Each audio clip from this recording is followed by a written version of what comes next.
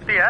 ஆமா, நீங்க தாய்லாந்துக்கு ஒரு இல்லீகல் பார்சல் நீங்க அனுப்பியிருக்கீங்க. அதுக்காக உங்களை டிஜிட்டல் அரெஸ்ட் பார்சலா? சிபிஐல இருந்து உங்களை கான்டாக்ட் பண்ணுவாங்க. ஃபர்தர் இன்வெஸ்டிகேஷனுக்கு ரெடியா இருங்க. அவங்க கேட்கிற டீடைல்ஸ் பூரா சார். இல்ல சார், நான் அதுவும் பார்சல் தான் அனுப்பல சார்.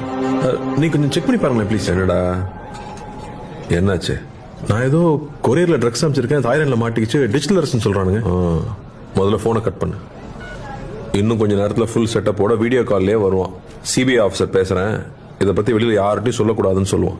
உன் Aadhaar number, bank account number வரைக்கும் எல்லா டீட்டெயிலையும் புட்டு புட்டு வைப்பான். ஸ்கேம் கால்டு அது. ஸ்கேம்.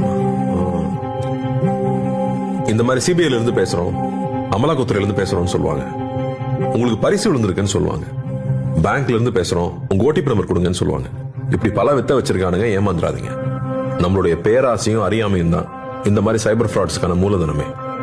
டிஜிட்டல் அரெஸ்ட்ங்கிற ஒரு சட்டமே நம்ம சட்டத்துறையில இல்ல, நம்ப வேண்டாம். இதுல மக்கள் பல கோடி ரூபாய் ஏமாந்துருக்காங்க. இதுல ஏமாந்தவங்க சின்னவங்க பெரியவங்க, படிச்சவங்க படிக்காதவங்கன்ற பேதமே இல்ல. வீட்டில் இருக்க எல்லாரையும் எஜுகேட் பண்ணுங்க, முக்கியமா பெரியவங்க. Let's build a safer digital world.